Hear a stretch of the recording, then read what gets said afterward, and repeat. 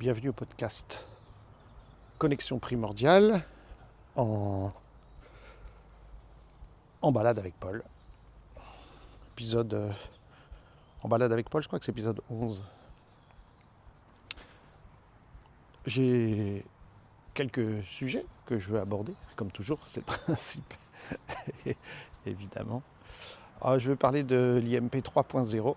J'en ai déjà parlé, ça intéresse beaucoup de gens de savoir quel est le futur de l'IMP, vers où on va, quelles sont nos directions. Puis je vais vous parler, ça en fait partie, de l'IMP 3.0, et parler des réflexes du visage et de certaines choses qui nous semblent importantes. Donc c'est quoi l'IMP 3.0 ? Bon, c'est pas la révolution des programmes, etc. Mais depuis que j'ai créé l'IMP, on a formé, avant ça via notre centre de formation qui existe depuis 1996. Mon activité professionnelle, j'ai commencé en 93. Voilà. Depuis 93 et avant, puisque je me suis formé avant, je n'ai pas arrêté de suivre des formations avec différents professionnels et à en faire venir dans notre centre de formation, organiser des trucs. Donc vous imaginez bien qu'on a échangé avec des centaines et des centaines de personnes sur tous les sujets qui nous passionnent, qui nous intéressent. Et puis, évidemment, depuis la création de l'IMP, encore plus, puisque évidemment, quand on est au cœur soi-même d'une pratique, on rencontre beaucoup de gens et on forme. Bon, alors là, des kinés, des ostéos, des podologues, des orthophonistes, des psychomotes, quelques médecins, des dentistes, des psys, de différentes thérapies, voilà, énormément de paramédicaux, beaucoup aussi des orthophonistes, des ergothérapeutes. On a des échanges avec ces gens-là. On a des échanges au niveau dans deux sens, c'est-à-dire que évidemment on les forme, mais eux ils viennent, en général les gens qui viennent en formation, c'est des gens qui d'une part ont une pratique évidemment professionnelle et dans laquelle ils se posent des questions, et puis sont des gens qui ont suivi pas mal de formations et qui viennent rajouter à leur compréhension des choses la dimension de l'intégration motrice primordiale et des réflexes primordiaux. Et donc nous, on discute déjà, on apprend des choses. Par exemple, je me rappelle d'avoir rencontré un kinésithérapeute qu'on appelle kiné-vestibulaire, donc spécialisé dans les troubles de l'oreille interne, du vestibule, de l'équilibre et tout. Nous, on parle un peu de ça dans nos stages, forcément, dès le premier séminaire. On parle du système vestibulaire, quand on fait les bercements, quand on fait les resets, etc. Donc le fait de se dire, nous on donne des bases, mais on n'y connaît rien, enfin on n'y connaît pas rien, mais par rapport à un spécialiste dans le domaine, c'est gigantissime, ce qu'ils connaissent, ce qu'ils font. Et donc ça nous permet d'approfondir ce qu'on connaît sur un sujet. Et puis ensuite, il y a des échanges professionnels, ils nous montrent des petits exercices de choses qui font que nous, on peut intégrer dans nos pratiques et éventuellement qu'on peut enseigner. Et puis surtout, après eux, ils retournent dans leur cabinet et ils mettent en pratique ce qu'ils ont appris en IMP, certaines choses et pas d'autres, certains réflexes qu'ils observent, certains mouvements qu'ils utilisent, etc.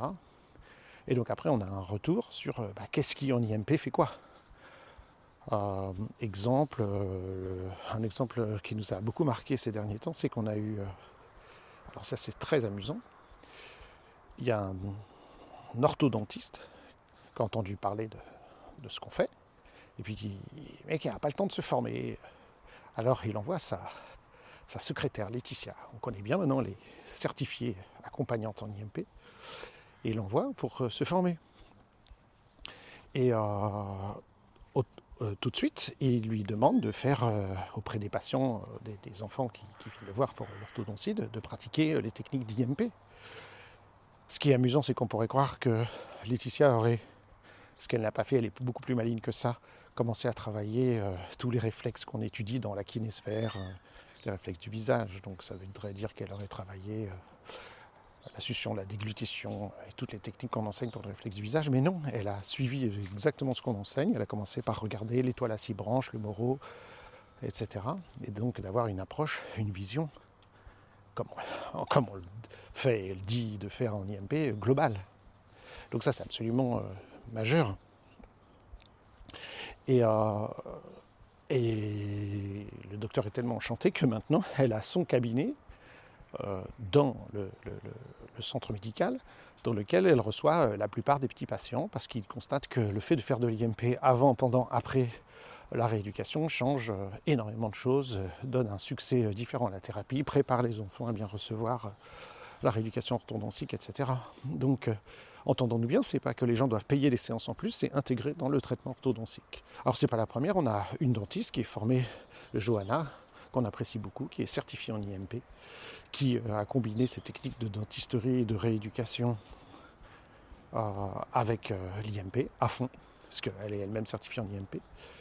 Bref, tout ça pour vous dire qu'il y a des échanges extrêmement positifs, extrêmement intéressants. Là, j'ai donné l'exemple de la dentisterie et de tout ce qu'on fait en IMP, mais il y a des kinés qui nous disent que ça a complètement changé leur pratique, le fait de pratiquer les mouvements primordiaux et de connaître les réflexes de base quand vous travaillez avec une personne âgée, une personne accidentée, etc., de vérifier ce qui se passe au niveau des différents réflexes et de mettre en place une combinaison, évidemment, de la kinésithérapie et de leur pratique de rééducation avec la compréhension que l'IMP peut apporter au niveau des réflexes, etc.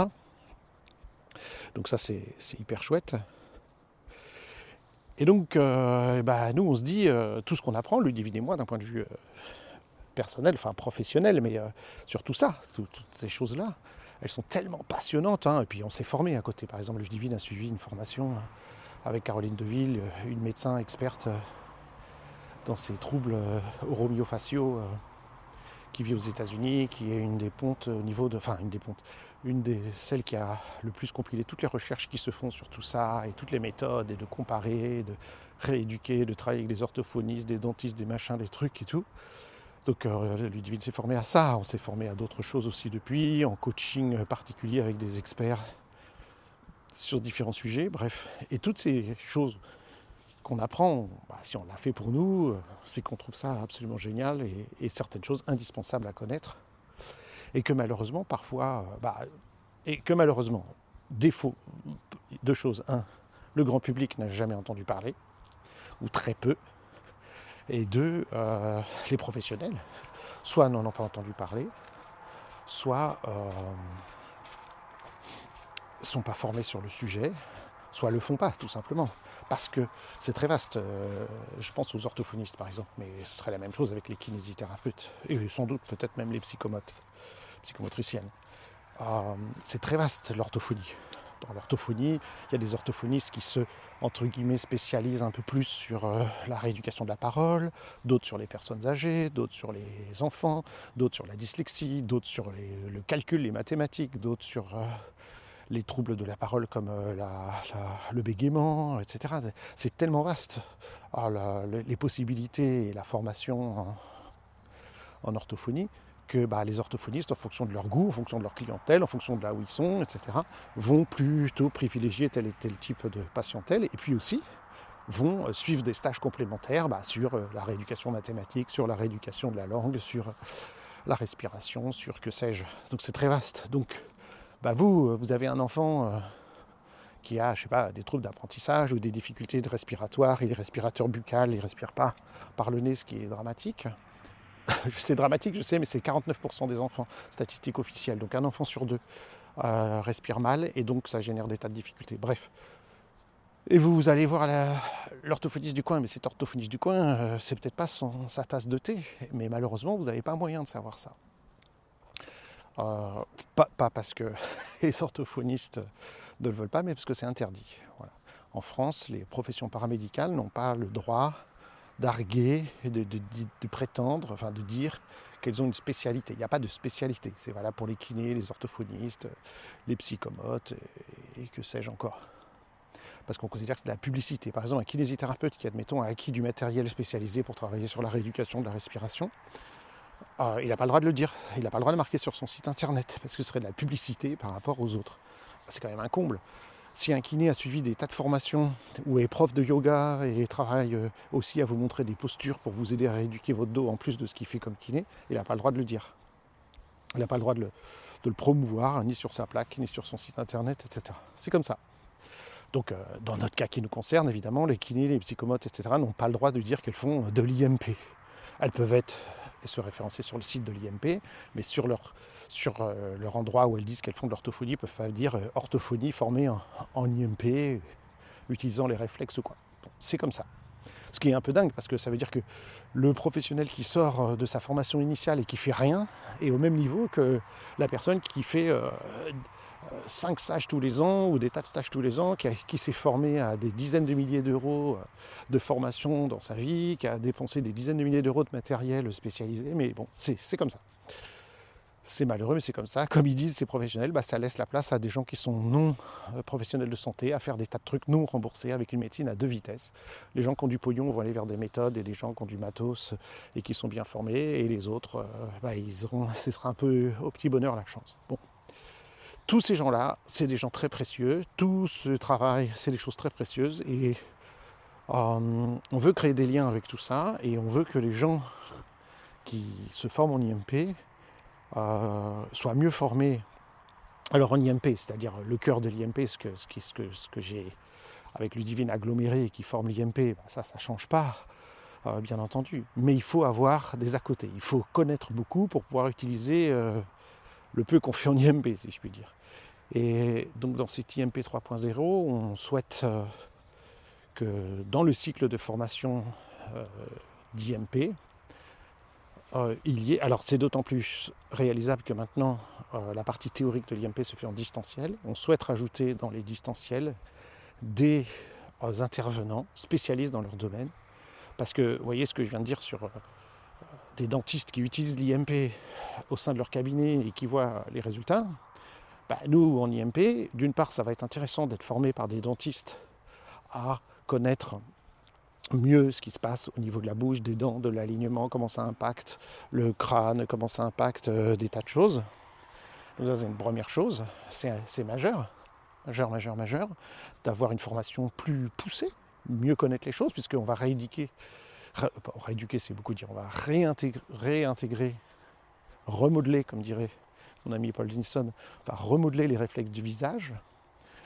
Mais mieux connaître les réflexes, mieux connaître le visage lui-même, ça va être majeur. Si on travaille sur la respiration, le réflexe de la respiration, d'avoir entendu parler un kinésithérapeute ou une kinésithérapeute spécialisée dans la respiration et les troubles respiratoires et tout, c'est majeur. Et je pourrais continuer comme ça. On parle beaucoup de posture, on parle beaucoup en IMP parce qu'on travaille des réflexes de vie, de posturologie, de réflexes de gravité, d'équilibre, de stabilité. Si on a un intervenant dans l'information qui est posturologue, podologue, spécialisé dans les troubles de la posture, et qui nous donne des petites bases, il ne s'agit pas de se transformer en podologue, en dentiste ou en kiné, bien entendu, mais d'avoir des petites bases, autres que celles données par Ludivine et Paul, par des professionnels de la profession, comme on dit, ça change tout, quoi. Ça nous donne une compréhension. Nous, quand Ludivine et moi, on a un dentiste ou un kiné ou une orthophoniste qui nous dit à quel point ce qu'ils ont appris en IMP change leur pratique de telle et telle manière, et voilà ce qui se passe, et que nous, on n'était même pas conscients qu'il se passe ça et ça et ça et ça, pour nous, c'est énorme. Et on veut vous partager ça. On veut que vous aussi, vous soyez en contact avec ces professionnels qui, entendons-nous bien,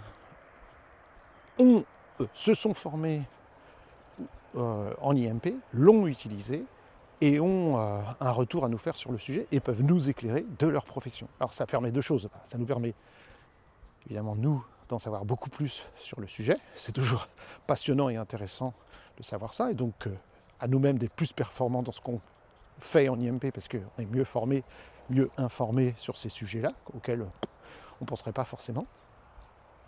Et donc, on est donc plus efficace dans ce qu'on fait. Et puis, on peut mieux éduquer, mieux accompagner les gens qui viennent nous voir, parents, enfants, adultes, personnes âgées, etc., personnes en situation de handicap. Ça, c'est une première chose. Et deuxième chose, et ça, c'est quelque chose que j'ai fait toute ma vie, c'est on va pouvoir travailler en réseau et mieux comprendre ce qui se passe pour mieux travailler en réseau. Moi, toute ma vie, et j'ai jamais envisagé autrement ma carrière, en tant que, là, je parle de ma carrière en cabinet, j'ai travaillé toujours avec des ostéopathes, des orthophonistes, des psychomotes, des psychologues, des médecins qui m'envoyaient du monde et vice-versa, évidemment.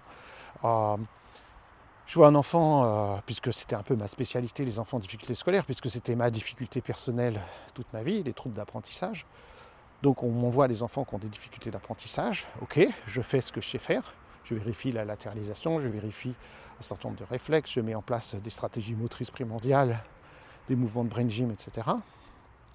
Mais c'est pas tout. Ça, c'est effectivement, le travail que nous on fait peut être vers le bas de la pyramide, mais il y a tous les autres étages de la pyramide. Admettons, ok, on est au bas de la pyramide, ok, c'est génial, c'est super, il faut travailler du bas vers le haut. Mais après, la rééducation du langage, de l'écriture, de ceci, de cela, c'est pas moi qui peux le faire, ça, c'est impossible. Il faut le professionnel. Alors des fois, l'enseignant, ça fait l'affaire, mais si l'enfant est déjà, et c'est toujours le cas dans une spirale d'échec, il va falloir faire de la rééducation avec le bon orthophoniste. S'il y a des troubles au niveau posturaux, il faut voir le podologue, il faut voir l'ostéopathe, il faut voir le kiné, le psychomote, les ergothérapeutes.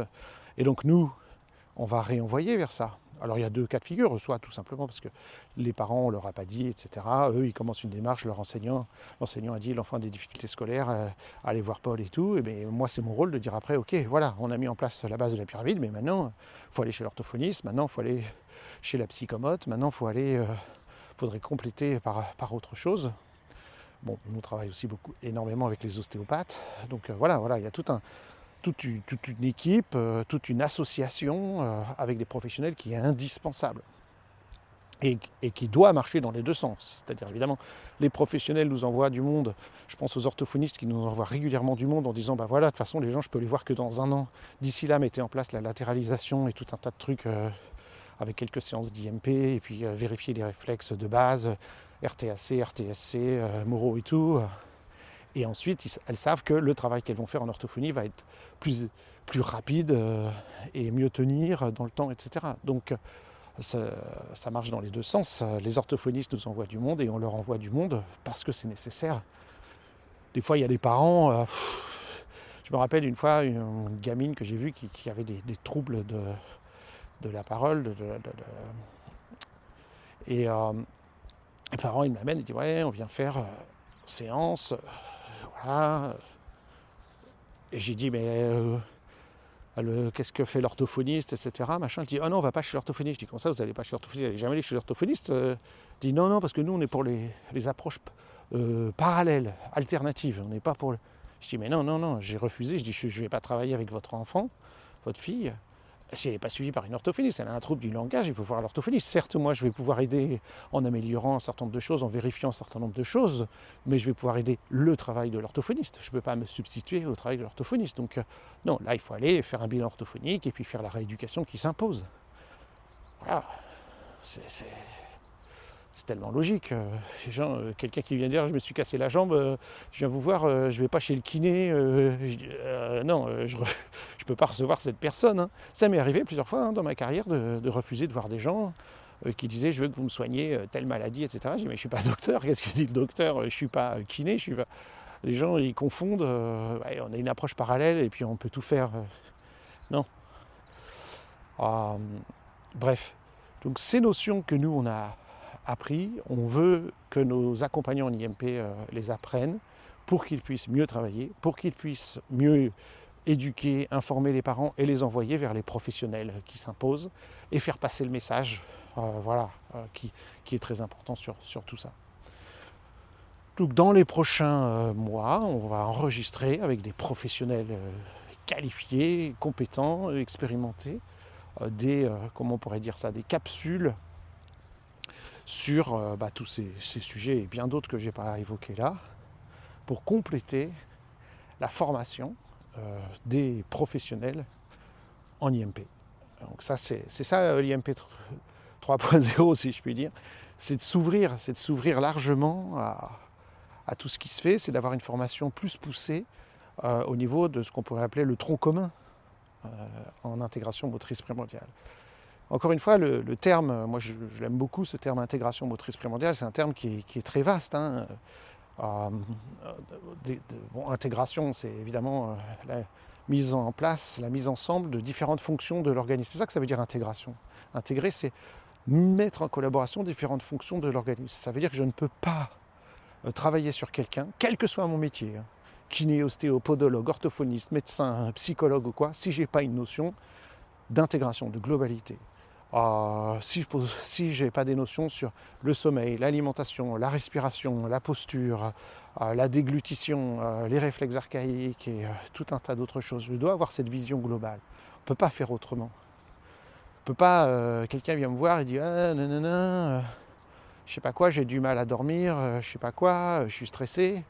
Mais il faut que j'ai une vision très globale de tout ça. Je ne peux pas me contenter de dire tenez, prenez ce médicament magique, alors prenez qu'est-ce qui se donne maintenant librement, de la mélatonine et blabla.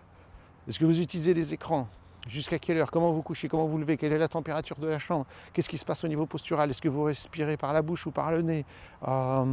Est-ce qu'il y a des soucis, etc. Alors on ne se substitue pas au médecin, c'est des questions d'hygiène de la vie de tous les jours qu'il est bon d'avoir. Et puis nous, on fait notre job, mais on est accompagnant en IMP. On doit accompagner les gens en ne donnant pas des conseils. C'est pas une histoire de conseils, mais il y a des choses à connaître qui sont écrites partout maintenant, que tout le monde peut connaître.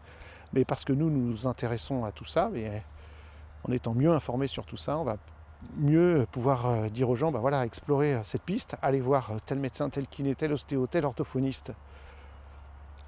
À Caen, j'ai eu la chance d'être vice-président pendant 20 ans du centre d'information pour de meilleures études scolaires. On était une cinquantaine de professionnels à Caen, kiné, ostéo, podologue, orthophoniste, et je ne vais pas refaire toute la liste, qui s'intéressaient aux difficultés d'apprentissage et qui mettaient en commun, en faisant des conférences régulièrement, en s'auto-formant les uns les autres, en créant des réunions d'information où on se retrouvait enseignants, podologues, orthophonistes, psychomotes, etc. Et même kinésiologues, des fois énergéticiens, médecins chinois, rebouteux, que ça, si quelqu'un a quelque chose à dire sur le sujet de l'amélioration de l'apprentissage, ça s'appelle Centre d'information pour de meilleures études scolaires, si quelqu'un a quelque chose à dire sur le sujet, ça faisait CIM, attendre les CIM, il est bienvenu et il peut partager, il peut dire son truc. On a eu des psychologues, des tas de gens, et puis on a travaillé ensemble pendant, je vous dis, pendant 20 ans, et puis on recevait des familles qui avaient des enfants en détresse, et on informait. Donc c'est un centre d'information, c'est pas dire voilà le problème de votre enfant, c'est de dire tiens, parce qu'en fait, on s'est tous rencontrés parce qu'on s'apercevait que les gens venaient nous voir parfois, c'était le parcours du combattant. T'as un enfant en difficulté scolaire, t'as fait ci, t'as fait ça, machin, c'est le parcours du combattant. Et donc, l'idée, c'est de dire, bah, si moi je suis mieux informé de ce qui se fait, quand quelqu'un vient me voir, comment tout de suite je peux dire, attendez, vous devriez commencer par là. Je vais donner un exemple. Souvent, j'ai des orthophonistes qui m'envoient des enfants, parce qu'ils voient qu'ils ne s'en sortent pas, les enfants refont séance sur séance sur séance, 50 séances, plus sans progression, ils se disent, bah voilà, l'enfant il n'arrive pas à absorber la rééducation parce que y a des réflexes pas intégrés, parce qu'il ne peut pas faire les mouvements croisés, parce que... et donc ils savent que nous, en 3 séances, on va pouvoir remettre 3 ou 4 séances, remettre ça en place et les aider. Donc, je parle d'un enfant particulier, ou de telle ou telle chose. Donc l'orthophoniste dit, allez voir Paul. Et puis moi, je pose 2-3 questions et je m'aperçois que le gamin, au niveau ostéopathique, il y a un travail dingue à faire. Mais peut-être que l'enfant, avant, il a fait des trucs, et puis que si je lui parle pas de ça, il va faire 3 séances avec moi, puis il va retourner chez l'orthophoniste, puis ça suffira peut-être pas. Puis si moi, j'ai posé les bonnes questions, et justement, c'est ce qu'on a fait, on a formé les orthophonistes d'emblée, ils disent maintenant, d'abord l'ostéo, pour libérer, pour être sûr qu'il n'y a pas de tension au niveau corporel. Ensuite, on regarde au niveau de la latéralité. Ensuite, on fait la rééducation. Et puis nous, quand eux, les orthophonistes rééducateurs, ils savent que cet enfant-là, il a besoin d'aller faire de la relaxation, il a besoin de faire de la gestion mentale, il a besoin de faire de la méthode Tomatis, on est formé à tout ça dans cette association. On a fait ça, j'étais, je vous dis, vice-président, fondateur, cofondateur. On était 5 fondateurs à la base, donc moi j'avais 20 et quelques années, tout jeune. Et j'ai eu cette chance, toute ma carrière professionnelle, de travailler avec ce réseau et tous ces professionnels-là. Donc c'est extraordinaire pour moi. Ça m'a donné une vision très différente que de travailler tout seul dans son cabinet. Ça a été, je peux dire, pour tous les professionnels thérapeutes, rééducateurs, enseignants, etc., qui travaillaient ensemble, ça a été une expérience transformatrice pour nous tous. Ça nous a tous changé notre carrière d'avoir ça. Donc ça, évidemment, c'est hors de notre propos en IMP d'avoir quelque chose d'aussi vaste, et je vous encourage à avoir chacun vos associations CIM en quelque sorte de professionnels, mais au-delà de ça, d'avoir des bases, ça c'est majeur. Ces bases, on doit les avoir sur ce qu'avec Ludivine on estime majeur et évidemment très lié à l'IMP. On ne peut pas tout faire, sinon l'IMP deviendrait une formation sur plusieurs années, il y aurait de la relaxation, il y aurait du coaching, il y aurait des tas de choses. Ce serait mon rêve, il y aurait de l'anatomie, de la physiologie, il y aurait beaucoup de choses. J'ai déjà les idées en place. Ce ne serait pas une formation de 5 ans comme les ostéopathes à temps plein, mais on aurait pas mal de choses supplémentaires. Vous comprenez bien que dans le premier cours, on parle de l'importance de la proprioception, du système vestibulaire, etc. Il y a tellement de choses à connaître, à apprendre sur le sujet, avec des kinés, avec des podologues, posturologues, avec des différents experts. Donc il y aurait beaucoup, beaucoup, beaucoup de choses à faire. Et donc j'étais parti tout à l'heure en disant, voilà, c'est intégration motrice primordiale, c'est par le mouvement que l'être humain se structure et que le bébé forge son corps, sa personnalité, son psychisme, etc. Donc c'est pour ça qu'on doit repasser par le corps. Hein, là j'entendais justement ce matin, je me réveille assez tôt, j'écoute un podcast dans mon lit, des podcasts, hein, je m'informe tous les jours. Et là c'était une interview avec un dentiste qui disait que voilà, quand les enfants ont des troubles de la respiration, c'est-à-dire un enfant sur deux, il y a deux manières de rééduquer les choses. On peut rééduquer les choses par l'intellect en disant non, il faut que tu mettes ta langue au palais, il faut que tes lèvres soient toujours en contact, il faut que quand tu déglutisses, tes dents soient en contact. On peut faire ça. C'est très long. Pourquoi ? Parce que ça passe du haut vers le bas. C'est une approche bottom-top. On va du cerveau, du néocortex, de l'intellect vers quelque chose qui devrait être réflexe. Alors que si on peut trouver les mécanismes par une rééducation qui, dans le cadre de l'orthodontie, là je parle, nous on n'emploie pas ce terme rééducation, ce n'est pas une rééducation à proprement parler, mais si via les réflexes, via une rééducation, etc., on peut automatiser les choses dès le départ et redonner des bonnes habitudes dès le départ, on ne doit pas passer par cette démarche longue et éprouvante pour les personnes de corticaliser les choses. Voilà le terme qu'il a employé, de corticaliser. Donc on est dans une approche bottom-top, du bas vers le haut. Et c'est comme ça que le bébé a mis en place les choses. Je pense à Tim Anderson qui parle entre autres du périnée et de la respiration. Il nous dit dans son Original Strength, OS, il nous dit le bébé, tout le monde est d'accord qu'il respire bien. On est d'accord que le bébé travaille bien son périnée, il a un périnée très fort. Mais qu'est-ce qu'il fait pour que ça fonctionne bien ? Il fait des exercices de base qui s'appellent des resets, qu'on appelle nous des mobilisations primordiales. Il fait des mouvements primordiaux. Il intègre ses réflexes. C'est par ces mouvements-là qu'il automatise la puissance du périnée, la puissance de la respiration. Et donc l'idée de Tim Anderson et de tous ces gens-là, c'est de dire comment donner aux gens des mouvements qui leur font réautomatiser tout ça, sans que ça passe par le cortical et par des mois et des mois de rééducation. Cela étant dit, j'en ai parlé avec Ludivine ce matin, et elle dit il faut les deux approches. Quand on travaille avec Caroline Deville, par exemple, qui est cette médecin, je vous ai dit, spécialiste des troubles romyo-faciaux, il faut les deux approches, parce que souvent l'une ne suffit pas. Donc le travail top-bottom ne suffit pas, l'intellectualisation, les gens vont vite abandonner, c'est beaucoup d'efforts, mais en même temps il faut qu'ils comprennent les mécanismes, et juste utiliser un appareil pour reguider la langue, etc., c'est très bien, mais souvent ça ne suffit pas s'il n'y a pas une autre éducation de l'autre côté avec l'orthophoniste, etc. Donc elle est partisane, et je suis tout à fait d'accord avec ça, des deux. Donc c'est bien là où je vais en venir dans l'IMP 3.0, c'est qu'il y a toutes les techniques qu'on fait qui sont très puissantes, mais plus j'ai compréhension, donc c'est une approche plutôt IMP bottom-top, pardon, oui, bottom-top, mais c'est important d'avoir une compréhension des choses, donc top-bottom, du haut vers le bas, pour mieux faire ce qu'on fait. Peut-être que, je pense à notre ami Cyril Gindre de Volo d'Haleine, créateur des préférences motrices, peut-être qu'il dirait qu'il y a le côté terrien, il parle beaucoup dans son approche des terriens et des aériens. Voilà, Paul, puisqu'il paraît que moi je suis tout terrien et que Ludivine est toute aérienne, terrien max et elle aérienne max dans son système. Alors c'est pour ça que peut-être que les gens aiment bien la combinaison de ce qu'on fait, Ludivine et moi, parce qu'on a le terrien, les aériens, le masculin, le féminin, en tout cas deux approches complémentaires. Donc on a besoin de l'approche du terrien et l'approche des aériens, des aériennes, des terriens et des terriennes et des aériens et des aériennes. Peut-être que ça se retrouve là aussi et c'est intéressant. Il dit, dans un cas, il y en a un qui recherche de la stabilité et du dur pour se stabiliser, et puis l'autre a besoin du souple et du doux pour se flexibiliser. Donc voilà, avec ces deux approches-là, on trouve un équilibre. Ça, je ne sais pas, je ne suis pas spécialisé et formé sur le sujet correctement des préférences naturelles, des préférences motrices. Et voilà. Donc voilà, c'est quelque chose qui nous passionne beaucoup. Alors dans ces approches qu'on estime indispensables pour complémenter nos formations IMP, il y a, comme je viens de l'évoquer longuement, le travail oro-facial. Encore une fois, 49% des enfants respirent par la bouche. Et ce n'est pas normal, ça ne devrait pas être le cas. C'est dû à... Alors, le dentiste que j'ai écouté ce matin disait, ça c'est très intéressant, c'est dû à plusieurs choses. Enfin, ça peut être dû à plusieurs choses, ça dépend des enfants, quoi. Déjà, première chose qu'il a dit, et ça, beaucoup d'experts aujourd'hui sont d'accord, la pollution. Désolé, la pollution affecte. Quand dans le corps d'une femme enceinte, on trouve des produits chimiques, des produits toxiques partout. Dans le lait maternel, on en trouve. Donc dans le placenta, on en trouve. Dans nos tissus, on en trouve. Dans notre sang, on en trouve plus d'une cinquantaine de produits chimiques. Ça, c'est une étude qui remonte déjà il y a un certain temps.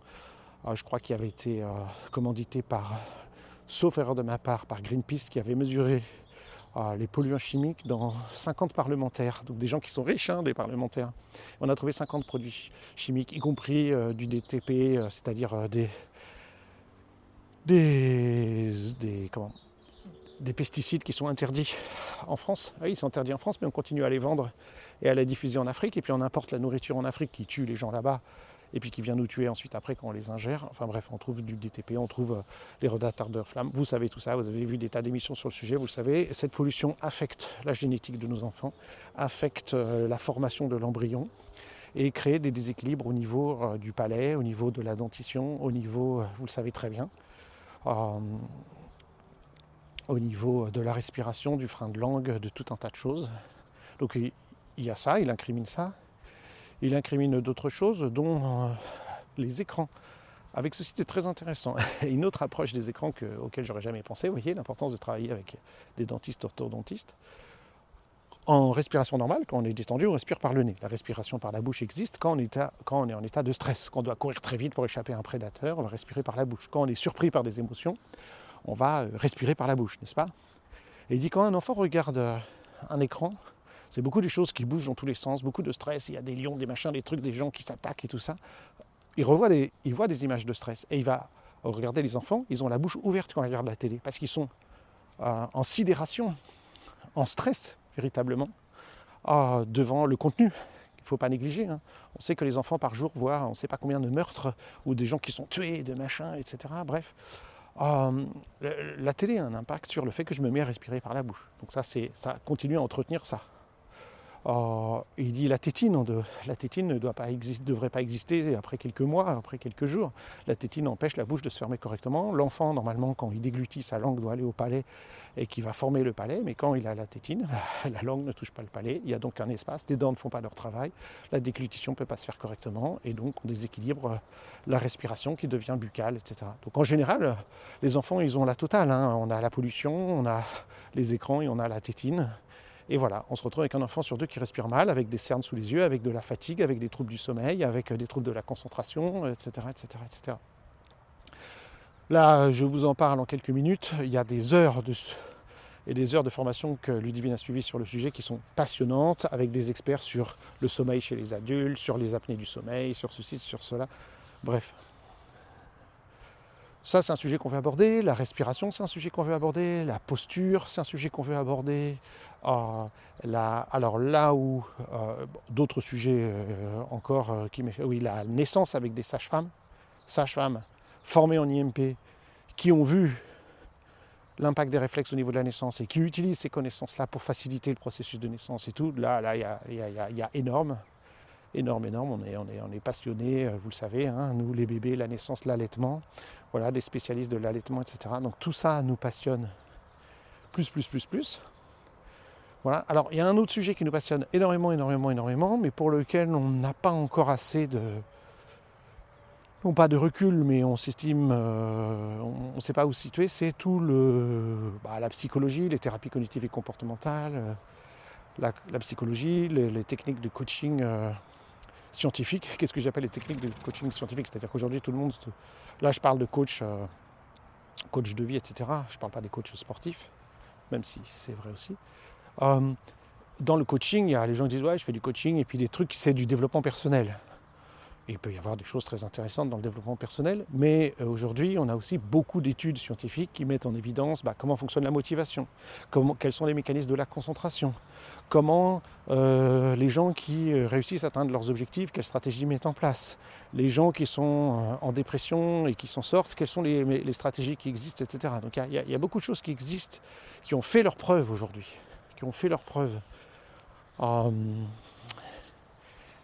Et bon, là, évidemment, on ne peut pas, comme dans toutes les autres choses dont j'ai parlé, hein, donc c'est pas différent en vrai sur le papier.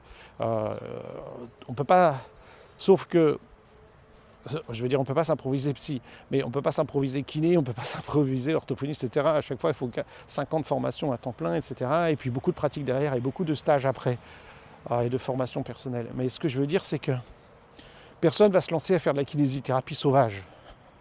Personne ne va se lancer à faire de l'orthophonie sauvage. Mais il y a tellement de gens qui se lancent à faire de la psychologie ou de la thérapie sauvage, de la psychothérapie sauvage et à faire un peu n'importe quoi dans tous les sens. Alors, entendons-nous bien, hein. Il y a des gens qui font des trucs hyper bien. Je vais voir des thérapeutes qui ne sont pas... Alors, en général, je vais voir des thérapeutes...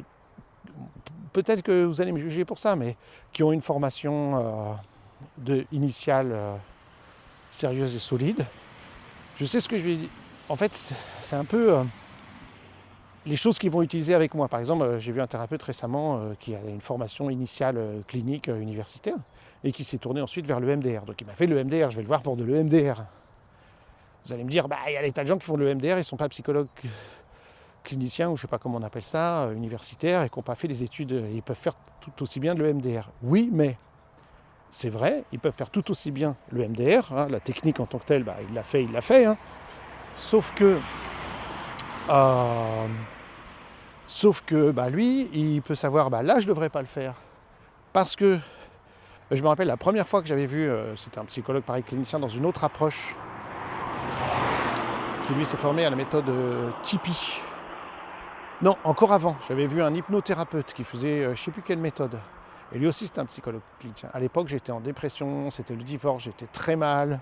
J'ai été suivi par un psychiatre qui m'avait recommandé machin et tout.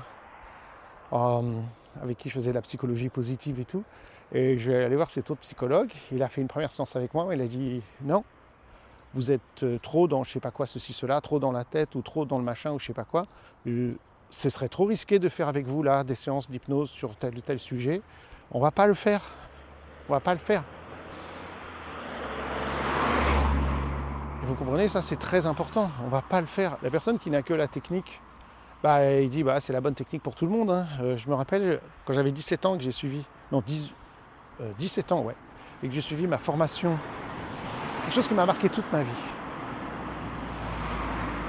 Ma formation BAFA, hein, c'est mon seul diplôme, ça va pas loin, c'est pas un diplôme, c'est un brevet. Brevet d'animateur en fonction d'animateur. Brevet, je sais pas quoi, je sais même plus ce que ça veut dire BAFA. Brevet d'aptitude, je suppose, en fonction d'animateur. Et on a eu la chance d'avoir des cours que j'ai re-eu après ce bonhomme quand j'ai fait une formation de formateur qui était un psychologue, un thérapeute, qui lui disait, ce ne doit pas être de lui, hein, mais si dans ta boîte à outils tu n'as qu'un marteau, tu ne vois plus que des clous autour de toi. Donc voilà, c'est exactement ça l'IMP 3.0. Si les gens, c'est pas le cas en IMP, mais les gens ils voient que les réflexes guérissent tout, les réflexes soignent tout, les réflexes sont à la cause de tout. Voilà, je vois que ça partout. Et tout le monde se transforme en clou réflexe. En IMP, on dit non. Il y a le schéma corporel, il y a la motricité, il y a la latéralisation, il y a la relaxation, il y a la respiration, il y a le psychisme, il y a tout un tas de choses. Les réflexes, c'est un élément. Et ça n'explique pas tout, c'est pas la cause de tous les problèmes. Moi, j'ai travaillé toute ma vie avec des enfants en difficulté d'apprentissage. Les réflexes, ça change beaucoup de choses, ça permet beaucoup de choses, ça ne guérit pas, et ce n'est pas la cause de tous les problèmes d'apprentissage. C'est faux. Je viens de vous parler de mon expérience en tant que vice-président de l'association CIM, donc on est 50 professionnels de différentes professions qui travaillons sur les difficultés d'apprentissage. Vous croyez que la politique c'est de dire non, il n'y a que moi le vice-président qui ait la bonne réponse pour les problèmes d'apprentissage, vous c'est n'importe quoi. Je l'entends ça, je le vois sur les réseaux sociaux tous les jours. Enfin non, parce que je ne vais pas sur les réseaux sociaux tous les jours, j'ai désinstallé tous les trucs de réseaux sociaux, mais je le vois, je le sais. C'est là, c'est malheureux. Donc dans le domaine de la psychologie, n'importe qui peut prétendre. Il y a un formateur qu'on a suivi 1 an de formation en coaching avec un psychologue universitaire qui est devenu coach et qui fait un travail génial et qui est au Canada. On a suivi 1 année de formation avec beaucoup d'heures par mois. Bref, avec ce coach, Guillaume Dulude pour ne pas le nommer, formation psychom. Je ne sais plus ce que je voulais dire, ça m'a échappé. Voilà. Et J'ai vu ce que je voulais dire. En bref, on a appris énormément de choses basées sur le scientifique, basées sur les connaissances. Voilà. Bon, bah, c'est pas grave. Ça m'a, ça m'a échappé. Ça m'est revenu. J'ai mis le micro en pause, j'ai marché un peu et continué à marcher, ça m'est revenu. Oui, Guillaume Duluth, il dit quelque chose de passionnant. Ah, enfin, de passionnant.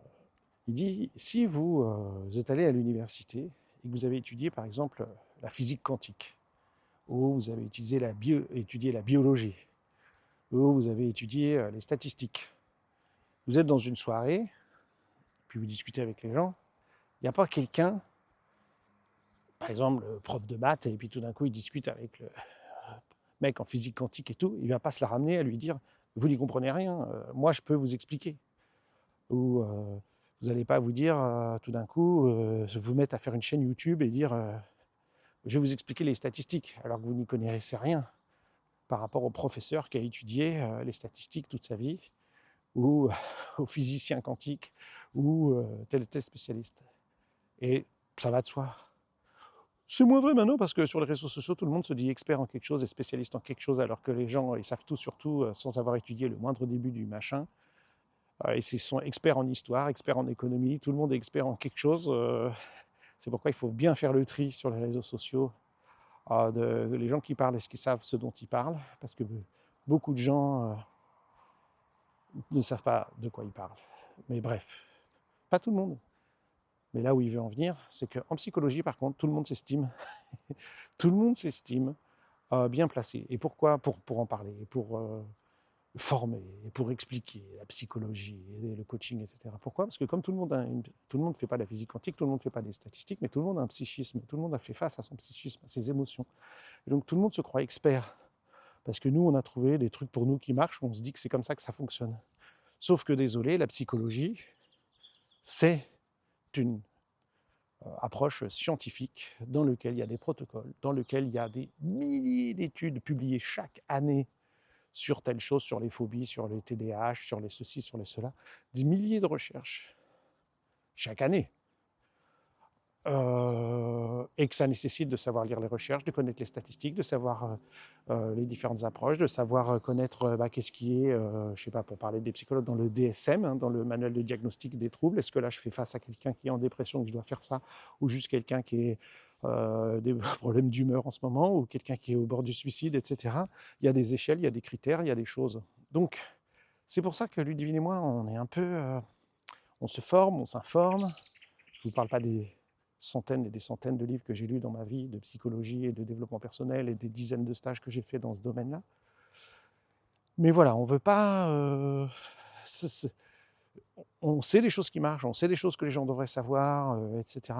Mais on voit trop les dérives qu'il y a dans différentes professions, différents domaines que je ne citerai pas, ou sur Internet, de gens qui se croient voilà, les sauveurs du monde en psychologie ou en coaching, etc., sans avoir de formation initiale et minimale sur le sujet. Moi-même et Ludivine, nous n'avons pas ces formations-là. Donc on ne va pas prétendre d'être qui on n'est pas. Dans la formation qu'on a suivie avec Guillaume Duluth en Psychom, premier séminaire, il nous apprend à lire les statistiques et les études. Qu'est-ce que c'est qu'un écart type? Qu'est-ce que c'est que ceci? Qu'est-ce que c'est que cela? Waouh! Qu'est-ce que c'est que les pourcentages? C'est la base de tous les psychologues qui apprennent en premier. Hein. Je suis tombé de haut. Hein. Et nous a appris à aller faire une recherche sur les moteurs de recherche, des études PubMed ou à Google Scholar, etc. Et comment on sait reconnaître une étude sérieuse d'une étude qui n'est pas sérieuse, enfin quelques critères. Et puis, waouh exemple typique, la honte que s'est foutu le CNPP, ce centre de, comment, de psychomote qui a attaqué les réflexes gratuitement et méchamment en envoyant un courrier à tous leurs membres en disant il ne faut pas se former aux réflexes, c'est pas scientifique, et en citant 3 études, en disant voilà, ces 3 études disent que... Mais ils sont fous. Ces 3 études prouvaient justement et disaient à quel point c'était important de travailler sur le réflexe, ne serait-ce que s'ils avaient lu la conclusion. La conclusion de ces 3 études disait l'importance. En tout cas, 2 de ces études, une 3e disait juste on trouve des réflexes chez tout le monde, et les autres disent non, c'est absolument important de vérifier ça, surtout dans les difficultés d'apprentissage. Donc la honte du CNPP, de ces gens qui se disent des professionnels, qui ne savent même pas lire une étude, ils n'ont même pas lu la conclusion, à la honte absolue euh, de ce, je ne sais même plus ce que ça veut dire, Centre national, enfin des psychomotriciens. Ils disent psychomotriciens alors que ce sont une profession à plus de 90% de psychomotriciens. Bon, bref, on va pas revenir là-dessus, on a fait toute une vidéo, c'est la honte qui se sont foutus. Je ne dis pas qu'on ne peut pas attaquer ce qu'on fait et les gens, et je suis tout à fait d'accord dans leur analyse de dire qu'il y a des gens qui font n'importe quoi avec les réflexes et qui disent n'importe quoi, mais pas de chance, pas nous. Bon, ils ont cité le site reflex.org, la honte, ils l'ont même pas regardé, ils l'ont même pas lu, ils ont même pas vu, ils ont dû faire une recherche sur Google, et sur un moteur de recherche, ils ont vu réflexe amène à ce site, donc ce qu'il y a là c'est mauvais, sans avoir lu et voir que ce qu'ils disaient était contraire à ce qui est écrit sur notre site. Avec notre... Bref. Donc tout ça pour dire qu'il faut être sérieusement formé sur les choses, et on n'estime pas, Ludivine et moi, qu'on est, et l'équipe de l'IMP, hein, je dis toujours Ludivine et moi, mais c'est toute une équipe, on a eu pas mal de profs en IMP, psychomotes, orthophonistes, kinésithérapeutes, danseuses, éducatrices. Donc c'est toute une équipe, bien sûr. Hein, je vous ai parlé des métachem, c'est pas nous qui avons découvert cette notion de métachem, c'est Annick Winken, qui est prof d'IMP, qui est logopède, c'est-à-dire orthophoniste et psychomotricienne. Elle a les deux diplômes. C'est assez rare pour être mentionné, même si en Belgique ça se fait plus que chez nous. Donc voilà, ce côté-là, psychologie, coaching, etc. Il y a des choses très sérieuses, des choses qu'on estime importantes, des choses qui font partie de nous et qu'on infuse dans l'IMP, comme le fait de travailler sur objectif, comme voilà, mais il y a d'autres choses sur la motivation qu'il faut connaître. Vous savez que nous, on défend l'idée d'un paradigme éducatif, c'est-à-dire que pas dans un paradigme de prise en charge, mais dans un paradigme d'éducation de la personne. Et ça, là, c'est cette notion qu'on avance, nous, de paradigme éducatif, qui me vient tout droit des Denison, de l'éducation kinesthésique, d'où le nom, éducation kinesthésique. Éducation par le corps, hein, aider l'apprentissage par le corps, hein, c'est ça ce que veut dire. En anglais, on a parlé aussi de brain gym, la gym pour le cerveau, mais c'est une éducation kinesthésique. Le terme initial de Paul Denison, c'était pas brain gym, hein, c'est venu dans un deuxième temps, c'était le nom du premier stage. Alors les gens disent ça s'appelle brain gym. La méthode de Denison s'appelle pas brain gym, là-bas, ça s'appelle édukinesthétics, l'édukinesthésie, l'éducation par la kinesthésie, par le sens du mouvement, entendons-nous bien. Hein. Donc on l'a traduit francisé par éducation kinesthésique, mais c'est édukinesthésie. Donc toute la notion de créer la séance d'IMP, la compréhension des choses vient de l'éducation kinesthésique, mais vient des thérapies cognitives et comportementales, vient des recherches actuelles dans le coaching, etc. Et donc ces notions-là sont essentielles, mais on ne sait pas encore comment les présenter. Par exemple, une des notions qui nous passionne le plus et qu'on veut absolument développer, c'est la notion de la motivation. Qu'est-ce que la motivation? Et en science, on sait qu'il y a c'est une des notions les plus étudiées scientifiquement en psychologie, c'est la notion de motivation intrinsèque, motivation extrinsèque. Qu'est-ce qui... on peut avoir des motivations extrinsèques, carotte ou bâton, et des motivations intrinsèques, ça vient de moi. Donc comment ça fonctionne? Qu'est-ce qui fait que je mets en place une véritable motivation intrinsèque et pas extrinsèque? Comment j'arrive à me motiver pour faire mon sport, pour prendre soin de moi, pour faire ma méditation, ma gym, mon travail tous les jours, etc., m'occuper de mes enfants. Comment les choses fonctionnent? Et il y a des leviers, des choses qui sont connues et qu'on peut mettre en place et aider les gens à mettre en place. Donc on enseigne déjà ça sous une certaine forme en IMP, mais il y a beaucoup plus de choses à connaître et à savoir. Mais il faut qu'on trouve les bonnes personnes, la bonne manière de présenter les choses pour que les gens qui fassent de l'IMP soient mieux formés, mieux informés, mieux à même d'accompagner les gens, mais sans vouloir se prendre pour des gourous, des thérapeutes, etc. Même si, bien sûr, vous le savez, en IMP, il y a un code de déontologie strict, que d'ailleurs, ces derniers mois, on a... pas ce dernier mois, ce mois de septembre 2025, on a demandé aux gens, on a changé, avant on avait un tableau, on mettait l'adresse de tous les gens, et là c'est transformé en carte pour cliquer et voir tous les gens. Et on a été vérifier tous les sites internet de tous les professionnels en IMP, et on a fait un grand ménage. Tous les gens qui ne respectent pas la déontologie et la philosophie qui présente l'IMP comme ces praticiens réflexes qui soignent des maladies, etc., ou je sais pas quoi, l'apprentissage. Tous ces gens-là, donc il y a eu plusieurs dizaines de personnes qui, on le comprend, qui sont partis sur autre chose, qui ont une autre vision, etc. Très bien, on le respecte, mais ils sont plus sur l'annuaire de l'IMP. Donc on a On a un peu moins de monde qu'au mois d'août à cause de ça, mais on pense que c'est indispensable et hyper important d'avoir mis ça en place pour que les gens avec qui on bosse travaillent de manière extrêmement sérieuse déontologiquement. Donc on veut respecter cette déontologie qu'on a déjà, on veut former les gens dans tout ça, mais avec les bons professionnels, la bonne approche, la bonne formation. Donc voilà, c'est ce qu'on appelle, on n'appelle pas en vrai l'IMP 3.0, c'est-à-dire de faire évoluer avec de la pluridisciplinarité, mais dans un tout unifié par les valeurs de l'IMP. C'est ce qu'on va mettre en place courant 2026. Donc ça veut dire qu'il y aura des petits trucs vers le début de l'année, vers le milieu, vers la fin. Voilà, on grandit, on est passionné et on espère que vous aussi.